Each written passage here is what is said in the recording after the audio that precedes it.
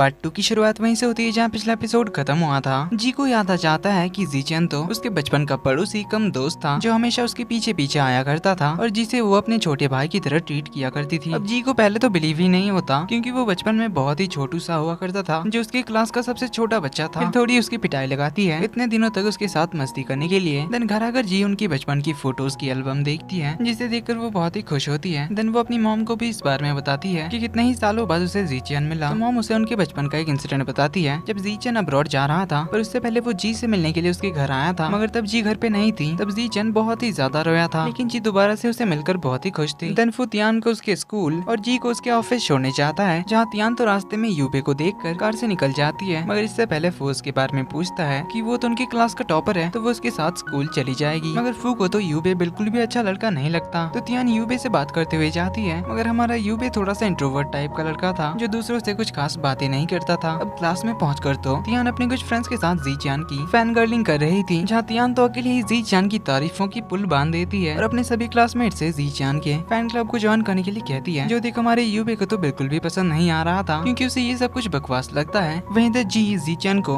Dinner के लिए उसके घर बुलाती है तो इस बार जीचन फुल सूट बूट लगाकर उसके घर के बाहर पहुंच जाता है जो देख जी उसे पूछती है कि तुम इतना ड्रेसअप होकर क्यों आए हो। इस पर जीचन बहाना कर देता है कि वो तो बस एक इंटरव्यू से आ रहा था। देन जी उसे लेकर सुपरमार्केट जाती है जहाँ जी उसे देखकर सोच रही थी कि जीचन बचपन से काफी बदल गया है मगर तभी जीचन फिर से अपनी बचकानी हरकतें शुरू कर देता है। तो कभी उसे अचानक से चिल्लाकर डराने की कोशिश करता है जो देख जी कहती कि ये अभी भी बचपन की तरह ही चाइल्डिश है। दिन रात को डिनर पे वो फू और रोंग के साथ कि जीचन मेरा काफी साल पहले बिछड़ा हुआ भाई है जो सुन फू तो बड़ा ही एक्साइटेड होकर पूछता है कि क्या तुम दोनों सगे भाई हो। तो जी उसे बताती कि सगा भाई तो नहीं पर क्योंकि बचपन में ये मेरा नेबर हुआ करता था तो तभी से मैंने इसे अपने भाई की तरह ट्रीट किया है मगर बचपन में ही ये अब्रॉड चला गया था और इतने सालों बाद वापस आकर ये हम सब के साथ मस्ती कर रहा था। अब हमारा फू तो ऐसे ही एम्बेरस हुआ पड़ा था मगर जी उसे अपने भाई की तरह ट्रीट करती है। ये सुनकर ही भाई को चैन था। तो डिनर कर लेने के बाद जी अपने स्कूटी से जीचन को उसके घर छोड़ने के लिए जाती है पर इससे पहले पूरी सिटी वो लोग घूमने के लिए जाते हैं। फिर जी उसे शहर के सबसे ऊंचे जगह पर ले जाती है जहाँ से स्टार्स बहुत ही अच्छे दिखते हैं और नीचे पूरी सिटी दिखाई देती है। तो दोनों यहाँ पर बैठकर काफी सारी बातें करते हैं। अगले दिन रोंग से लियांग को इंटरव्यू के लिए लाने के लिए कहा गया था। अब लियांग का नाम सुनकर ही उसे याद आता है कि इस लियांग ने तो जी को परेशान किया था तो इसीलिए वो उसका पहले बदला लेना चाहती थी। तो इसीलिए वो एथलीट ट्रेनिंग सेंटर पहुंचती है जहाँ पर लियांग की एक्स गर्लफ्रेंड बाहर रोए जा रही थी कि लियांग ने उसके साथ चीट किया था जो देखकर रोंग को तो उस पर और ज्यादा गुस्सा आता है। तभी रोंग एक मिसअंडरस्टैंडिंग की वजह से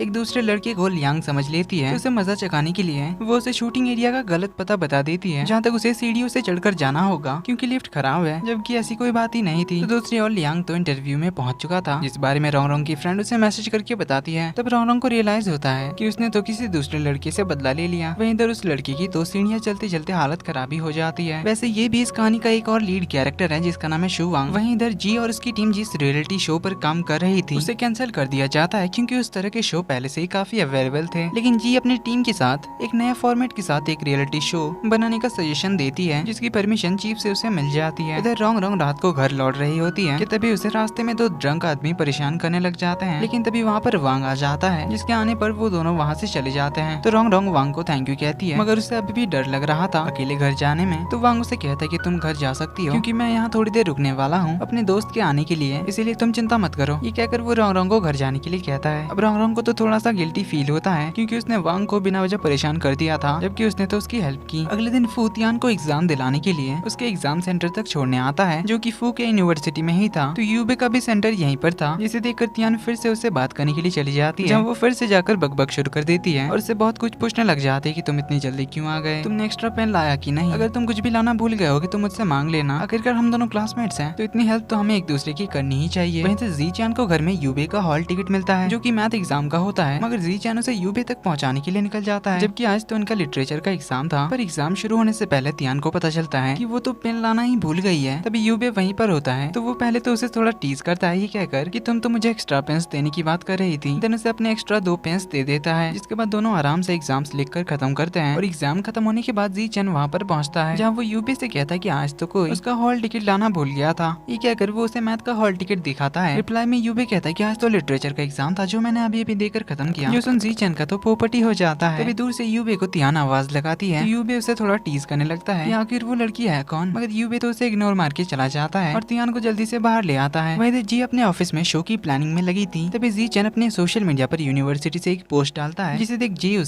उसे एक बार फू का लेक्चर अटेंड करने के लिए कहती है। तो जीचन पहुंच जाता है जहाँ पर पूरा लेक्चर हॉल तो लड़कियों से ही भरा हुआ था। तो फू जब जीचन को नोटिस करता है तो पहले तो उसे खड़ा करवा कर सबके सामने पूछने लग जाता है कि कोई आउटसाइडर कैसे यहाँ पर आ सकता है। तो जीचन भी थोड़ा उसे मस्का मारते हुए कहता है कि आपके साइकोलॉजी लेक्चर्स होते हैं इतने इंटरेस्टिंग है कि किसी का भी मन कर जाए आपके लेक्चर्स अटेंड करने का। तो फू उसे पूरे 3 घंटा बैठाकर लेक्चर सुनवाता है, इवन बार बार उसी से क्वेश्चंस भी करता है, जिससे जीचन की तो हालत ही खराब हो जाती है। पर इसका बदला लेने के लिए जीचन पूरे दिन उसके पीछे पीछे ही घूमता रहता है, जिससे फू तो परेशानी हो जाता है। लेकिन जीचन फिर भी उसका पीछा ही नहीं छोड़ता और उसे फॉलो करते हुए जी के घर भी पहुंच जाता है, जहाँ पर तीनों हर रोज बैठकर खाना खाते हैं। तो जीचन कहता है कि अब से वो भी यहाँ पर आएगा। उसके बाद सभी मस्त से खाना वाना खाते हैं, फिर बैठकर गेम्स भी खेलते हैं, जिसे देखकर जी को उनके शो का कंसेप्ट मिल जाता है, जिसका प्रेजेंटेशन अगले दिन वो ऑफिस में देती है। तो उस रियलिटी शो का आइडिया उन सभी को बहुत ही पसंद आता है। तो इसे इस शो पर काम करने के लिए कंटेस्टेंट ढूंढने के लिए कहा जाता है, जिसमें से एक चाओ नाम की एक्ट्रेस भी थी, जिसका वीडियो जी के टीममेट की वजह से वायरल हो गया था और उसमें जीचन के साथ काफी सारे फेमस पर्सनालिटीज भी थे। अब जी को जीचन पे तो फुल भरोसा था कि वो उसकी बात को नहीं टालेगा और इस शो के लिए मान जाएगा। सबसे बड़ी मुसीबत तो एक्ट्रेस चाओ थी, जो जी से अब मिलना ही नहीं चाहती थी। तो जी उससे किस तरह से मिल पाएगी इस बारे में सोचने लग जाती है, मगर काफी कोशिश एंड कनेक्शंस लगाने के बाद भी वो चाओ से मिल ही नहीं पाती। तो वो जीचन को इस बारे में सोचने के लिए अपने घर बुलाती है, साथ में उसे बहुत सारे चिप्स लाने के लिए भी कहती है। तो जीचन उसे आइडिया देता है चाओ को छोड़कर उसे बाकी सभी को मना लेना चाहिए। जब बाकी सारे सेलिब्रिटीज मान जाएंगे तब हो सकता है कि चाओ भी मान जाए। जी को तो ये आइडिया बहुत ही पसंद आता है, लेकिन ज्यादा एक्साइटमेंट के चक्कर में वो जीचन की जैकेट में कोक गिरा देती है, जिसे साफ करने के लिए जीचन बाथरूम जाता है, मगर दरवाजा जाम हो जाता है, जो किसी भी हालत में वो दोनों खोल ही नहीं पा रहे थे। तो जी किसी की हेल्प लेने के लिए बाहर आती है, मगर तभी रोंग रोंग उसे कॉल करके बताती है चाओ अभी एक शूटिंग सेट पर है। तो वो उसे जल्दी से आने के लिए कहती है, जो सुन वो तो जीचन के बारे में भूल ही जाती है और जो चाओ को मनाने में लग जाती है, मगर चाओ तो उसके ऑफर को रिजेक्ट कर देती है। पर वहाँ से बाहर आते ही एक दूसरी एक्ट्रेस अपने कुछ हिट रियलिटी शोज उसे गिनाने लग जाती है, जिससे जेलस होकर वो जी को उस रियलिटी शो का कॉन्ट्रैक्ट लाने के लिए कह देती है, यानी कि वो शो के लिए मान गई है। अब इससे जी खुश हुई ही थी कि तभी उसे जीचन का ख्याल आता है, जो 4 घंटे से बाथरूम में ही बंद पड़ा था। तो वो भागकर घर आती है और उसे बाहर निकलवाती है, जहाँ पहले ही जाकर वो उसे सॉरी वॉरी कहने लग जाती है, फिर उसे मस्त खाना वाना खिलाती है, उसकी मसाज कर देती है। तभी उसे कोच का कॉल आता है, जो उसे ट्रेनिंग मिस करने के लिए डांटते हैं। तो जीचन प्रॉमिस करता है कि वो भी जाकर अपना प्रैक्टिस कंटिन्यू करेगा। तो जी उसे अपनी स्कूटी से छोड़ने के लिए जाती है और एज ए सॉरी जब तक वो प्रैक्टिस करेगा तब तक वो वहीं पर रहेगी और अपना काम भी वहीं पर करेगी, प्रॉमिस करती है, जिससे हमारा भाई तो बहुत ही खुश होता है। लेकिन कुछ देर में जी तो अपना काम करते करते ही सो जाती है। तो जीचन उसे प्यार से देखकर मुस्कुराता है। काफी देर होने के बाद वो लोग घर के लिए निकलते हैं। तो जी जीचन को शो के बारे में बताती है, लेकिन अब हमारा जीचन थोड़ा नखरे करने लग जाता है और जी से कहता है कि मैं इतनी आसानी से मानने वाला नहीं हूँ। ऐसे ही वो उसे कुछ दिनों तक टीज करता है। अब रोंग रोंग तो वांग से अपनी गलती के लिए माफी मांगना चाहती थी, मगर उसे तो उसका नाम भी नहीं पता था, ना ही वो उसे जानती थी। बस उसने एथलीट वाली यूनिफॉर्म पहनी हुई थी। तो इसके बारे में वो जी को बताती है। तो जी को इससे आइडिया आता है जीचन से मिलने का। तो वो रोंग रोंग से जीचन को कॉल लगवाती है और उसे मिलने आने के लिए बुलाती है। तो रोंग रोंग वांग के बारे में उन सभी को बताती है और उसे ढूंढने में हेल्प करने के लिए कहती है। तो जी रोंग रोंग को जीचन के दोस्त के साथ उसे ढूंढने के लिए भेज देती है और जीचन को बड़े ही प्यार से शो के लिए हाँ करने के लिए मनाने लग जाती है। अब जी को इतना क्यूट एक्ट करता था कि भाई तो पिघल जाता है, इसलिए शो के लिए वो हाँ कर देता है। वहीं तो जीचन और उसकी टीम रोंग रोंग के बताए हुए होलिये से वांग को ढूंढने में लग जाती है, मगर वो लोग उसे ढूंढ ही नहीं पाते। अभी कोच के साथ वांग की एंट्री होती है, जो उनकी शूटिंग टीम को ज्वाइन करता है। वैसे रोंग रोंग और वांग तो एक दूसरे से काफी बार मिलते मिलते रह गए थे, इसीलिए रोंग रोंग की तलाश अभी भी जारी होती है। दूसरी ओर जीचन की वांग के साथ अच्छी खासी जान पहचान हो जाती है। वहीं वांग तो जीचन के दोस्त वांग के साथ ही रहने के लिए आता है। वहीं फू शूटिंग टीम को लेक्चर देने के लिए पहुंच चुका था, जहाँ वो फिर से जीचन से सवाल पूछ कर उसकी हालत ही खराब कर देता है, जिसका बदला लेने के लिए जीचन फू के कमजोरी के बारे में पता करने के लिए जी और रोंग रोंग से हेल्प मांगता है, मगर आखिरकार फू तो उनका बेस्ट फ्रेंड था, इसीलिए वो दोनों साफ बताने से मना कर देते हैं। इधर घर लौटने पर तियान फू से जीचन का ऑटोग्राफ उसके लिए लाने के लिए कहती है, वरना वो जी को बता देगी कि फू उसे लाइक करता है। तो बहना के ब्लैकमेल के सामने भाई को झुकना ही पड़ता है। और अगले दिन अपना लेक्चर खत्म करने के बाद वो जीचन को अकेले में रुकने के लिए कहता है, ताकि सबके सामने उसे ऑटोग्राफ मांग कर अपने आप को एम्बेरस होने से बचा सके। तो वो जीचन को सामने बिठाता है और उसकी तरफ एक फोटो आगे करता है। वो फोटो जीचन का ही था, जो देखकर जीचन उसे पूछता कि आखिर तुम्हारे पास मेरी फोटो क्या कर रही है। तो फू उसे अपने किसी स्टूडेंट का नाम करके उसका ऑटोग्राफ लेता है, जिससे अगले दिन तियान अपने क्लास में सभी को दिखाकर शो ऑफ कर रही थी, मगर उनमें से कुछ को बिलीव नहीं होता, क्योंकि अभी तक जीचन का सिग्नेचर किसी ने देखा ही नहीं था और उन्हें जीचन का ऑटोग्राफ भी एक सेलिब्रिटी की स्टैंडर्ड वाली नहीं लग रही थी। इवन वो तो उसे किसी डुप्लीकेट का साइन ही कह देती है, मगर यूबे को तो पता ही था कि ये उसके भाई का ही साइन है, इसीलिए वो कहता है कि वो साइन असली है। वैसे यूबे के किसी भी क्लासमेट्स को नहीं पता था कि वो जीचन का भाई है, क्योंकि उसने अपने बारे में कभी किसी को कुछ बताया ही नहीं था। तो जब तियान से पूछती कि उसे कैसे पता, जिसके रिप्लाई में यूबे कहता कि उसके जैसे सिंपल माइंडेड लड़के का साइन और कैसा होगा, ऐसे बचकानी साइन ही तो करेगा। जो सुन हमारी तियान तो उसे नाराजी हो जाती है, इवन घर जाते हुए उसे तो बात भी नहीं करती। तो फू जब उसे पिक करने आता है, सामने यूबे को देखकर उसके बारे में बात करता है, मगर तियान तो उसे भी कह देती है कि वो तो उससे बहुत ज्यादा गुस्सा है, इसीलिए वो उसके बारे में कोई बात नहीं करना चाहती। जो सुनकर फू तो बड़ा खुश होता है। वहीं जी चैन को कॉल करके बताती है कि वो और उसकी टीम थोड़ी देर में उसके घर आ रही है थोड़ी सी शूटिंग के लिए, इसीलिए वो अपने घर की हालत ठीक करके रखे। तो जी चैन जल्दी से अपने घर की साफ सफाई करने लग जाता है, लेकिन उसके कपड़े बहुत ज्यादा बिखरे पड़े थे जिन्हें वो उठाकर अपने ब्लैंकेट के अंदर डाल देता है, जिससे पूरा घर एकदम चकाचक हो जाता है। तो जी अपनी टीम के साथ पहुंच जाती है। तो जी चैन उन्हें अपना पूरा घर दिखा रहा था। अब वो कुछ दूसरे क्रू मेंबर्स के साथ दूसरे रूम्स दिखाने में बिजी था कि तभी उसे पता चलता है कि जी तो उसके बेडरूम में गई है। तो वो भाग कर जाता है उसे रोकने के लिए, क्योंकि ब्लैंकेट के नीचे तो उसके गंदे कपड़े छुपाए हुए थे। अब जी ब्लैंकेट को हटाने ही चाह रही थी, तभी भागता हुआ जी चैन पहुंच जाता है, मगर स्लिप करने की वजह से वो जी के ऊपर ही गिर जाता है, जिससे उनकी किस हो जाती है। और तभी दरवाजे के बाहर से बाकी क्रू मेंबर्स भी उन्हें इस हालत में देख लेते हैं। और इसी के साथ पार्ट 2 का एंड यहीं पर होता है।